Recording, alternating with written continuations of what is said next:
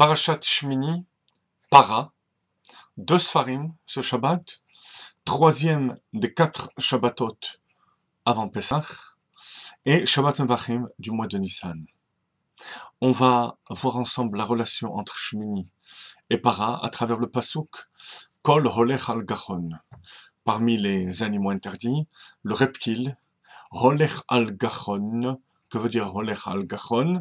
Rashi dit Holech b'shchia, qui avance courbé. Courbé, Holech shach, venofel al me'av, et qui tombe sur ses entrailles. C'est le serpent. Pourquoi est-ce qu'on décrit le serpent à travers cette caractéristique, vous voyez, qui se lève, qui va en avant et qui tombe? Parce que c'est caractéristique du serpent. Le Zohar dit que le serpent, Nachash da Yetzer Hara, dans le Zohar le Gimel, Daf Lamed He Amud Bet. C'est le symbole du Yetzer Hara. Remarquez que le Vav de Gachon est écrit en grand, et comme le dit la Gemara dans Kiddushin, il vient faire la séparation entre les deux parties du Sefer Torah. On a la moitié de lettres du Sefer Torah. Donc un mot particulièrement important, Yetzer Hara, le Nachash qui correspond à Yetzer Hara, qu'il faut définir parce que il est présent à chaque instant de notre vie. Alors, avancer, courber. Courber, ça veut dire que la tête est vers le bas.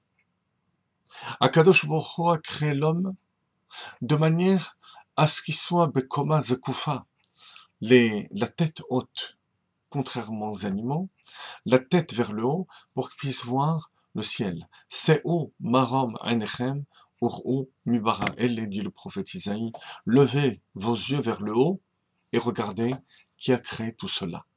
Se'u marom einechem, ce sont les rachetevot, les initiales de Shema, Shema Israël. Levez les yeux vers le haut. Et c'est l'antithèse du serpent. Le serpent, Mashra de Chivia, dit le Zohar aussi, c'est le corps de l'homme, le côté physique qui l'entraîne vers le bas. Le travail de l'homme, c'est de lever les yeux vers le haut. Et progressivement, le Yetzer Hara va accomplir cette tâche d'attirer la personne, de le courber petit à petit vers le bas, de faire descendre sa tête vers le bas, vers le matérialisme, jusqu'à le faire tomber avec ses entrailles.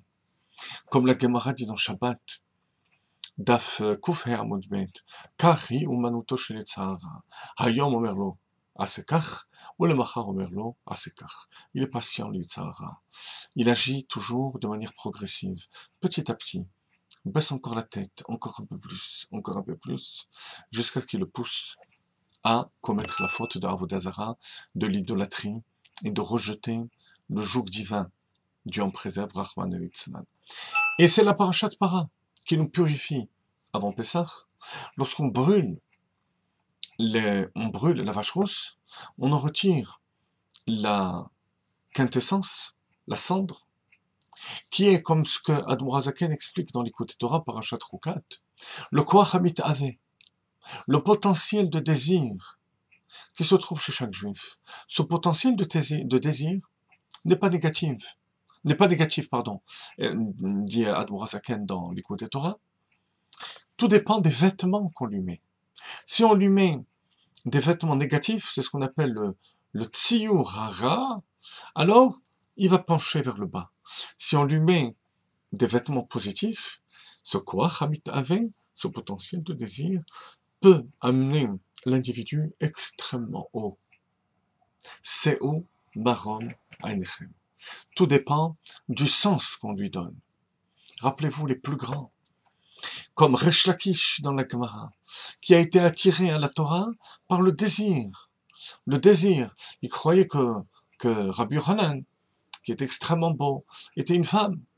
Et c'est Rabbi Yochanan qui a vu ce potentiel de désir qu'il y avait chez lui, et qui lui a proposé sa sœur, s'il s'investissait dans la Torah, qui a réussi à le ramener dans la Torah, qui a réussi à le ramener au désir de la Torah et des mitzvot.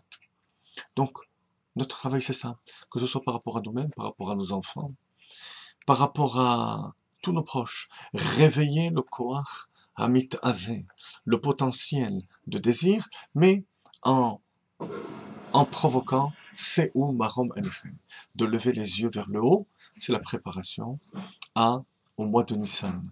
C'est ce qui nous permet de voir les miracles d'Akadosh Baruch Hu, les manifestations positives d'Akadosh Baruch Hu.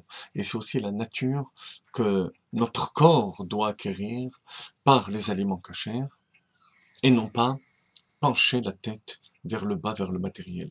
Au contraire, l'élever vers le haut et vers la Kedusha.